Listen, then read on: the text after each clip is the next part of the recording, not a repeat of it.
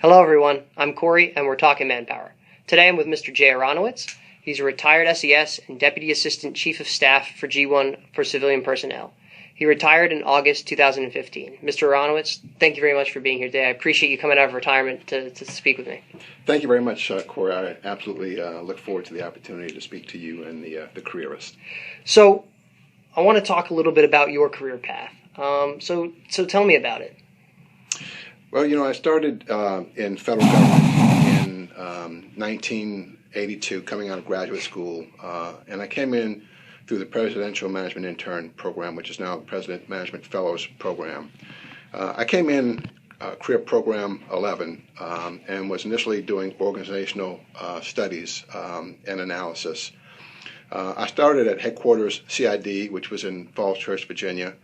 And having come out of graduate school and having taken some quantitative backgrounds, I was asked to participate in a study to build basically manpower standards for criminal investigators. Really, the senior guy on the team saw some of the abilities that I had in the quantitative area and quickly pushed me in front of senior leaders to present a lot of the material and the analysis that we had done, and that was really my first exposure to senior leaders in the Army and in federal government. After about 4 years at CID, I moved on to headquarters AMC. Spent about 18 months there. Got into Manpower Staffing Standards, the MS3 program. Which was also establishing staffing standards for different functional areas within the Army. And then from AMC, had the opportunity to go overseas into a programming job, which was back in CP11, where I first got exposed to the program and budget process in the Army. Again, at a very low level. This was not at the Army command level, but at a subordinate command level. Within the organization in Europe, the 21st Theater Army Area Command, I had about 5 different assignments in 3 different organizations within the command. So I moved around over those 10 years and was promoted twice. And really it was in Germany that I got my first management job as a GS-14 division chief in the Manpower Force Management area. From there, I had a mentor who really encouraged me to take a development assignment back to the States, which was in the mid-90s. And after I returned from that development assignment, which was a year, the same mentor really pushed me and encouraged me to apply to the Army War College, which I did, and went to the Army War College as a resident student in the 98-99 time frame. And I kind of look back on that period as really key in my personal growth and development in terms of really having a mentor for the first time, understanding how important this individual would be in my career path and career growth. Also at the War College, the individuals coming in are primarily lieutenant colonels. There are a few colonels, but at the time there were lieutenant colonels such as John Campbell, who was the Vice Chief of Staff of the Army and is now the commander of Allied forces in Afghanistan. Campbell is retired.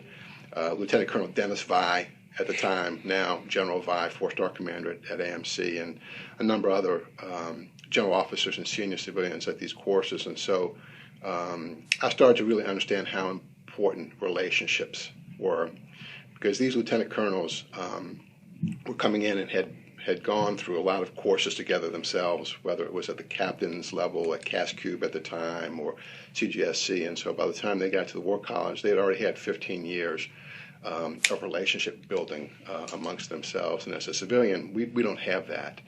And so I started to pick up on the things that were really important to leadership, at least within the Army and the DoD structure.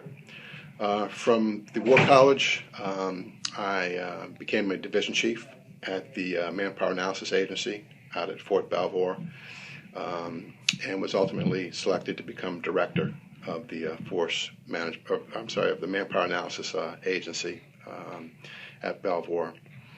While I was out as the director of the Manpower Analysis Agency, the ASA MNRA asked me to lead a study of diversity in the Army.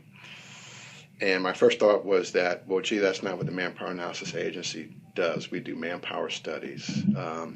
But understanding that you don't tell your boss no, I led a team of about 6 analysts in doing the study and spoke to commanders and civilian executive directors across the Army, went out to academia and private industry to talk about diversity and what it really looks like, and presented our team's findings to the Chief of Staff of the Army and also to the Undersecretary of the Army. And that project really became the foundation for the Army's diversity roadmap. As a result of that study, the ASA-MNRA asked me to serve temporarily as the Deputy Assistant Secretary for EEO and Civil Rights. And again, I had never had an EEO job before in my career. And when I spoke to him about my concerns, again, I was a GS-15 at the time, and this was an SES billet. He said, Jay, I understand that I'm not putting you there for any of your technical abilities. I'm putting you there for your leadership and insight. And so again, another point, an inflection point in my career in terms of understanding, okay, so what does it really mean to be a leader? What do you need to know? What are the expectations of those above you in terms of your competencies and capabilities going into leadership positions?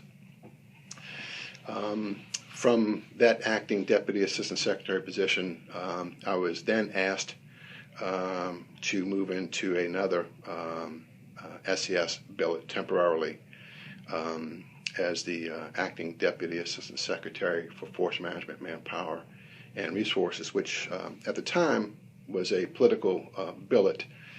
Career Program 26 did not have any SES billets at the time. And over about a 6-month period in acting in that position, the ASA-MNRA at the time decided to move around some of his career and political SES billets in the organization. The Deputy Assistant Secretary for Force Management Manpower became a career billet, the first CP26 SES billet in the Army, and I was fortunate enough to be selected for the position. And then after about 3 years in that billet, I was asked if I would move over to become the Assistant G1 for Civilian Personnel by the Executive Resource Board, or the board that manages the allocation of SESs and the movement across functions. Again, I've never been a civilian personalist in HR, a new career program to me. I was also going to be the functional chief representative, which meant that I'd be responsible for the professional development of about 5,000 careerists, not having come up through the ranks, which was really daunting and challenging. But it was kind of, when I say those two positions, not just being the pinnacle of my career, but really challenged me and really stretched me, in particular working at this level in the Pentagon. So again, looking back at my career path, I don't want to say that it's not a common or an uncommon career path. A lot of it was not planned or by design. It was a question of being at the right place at the right time, having some great mentors throughout my career who helped me make decisions on what jobs I should consider going into. The career path and career development today is a lot different than when I came in. We have the Army Civilian Training Education Development, the ACTEDS plans that are developed, which really lay out a clear career map or career path for individuals who really aspire to be senior leaders. Well, everyone, that's all we have time for today. Our conversation with Mr. Aronowitz will continue tomorrow. And until then, have a great Army Day.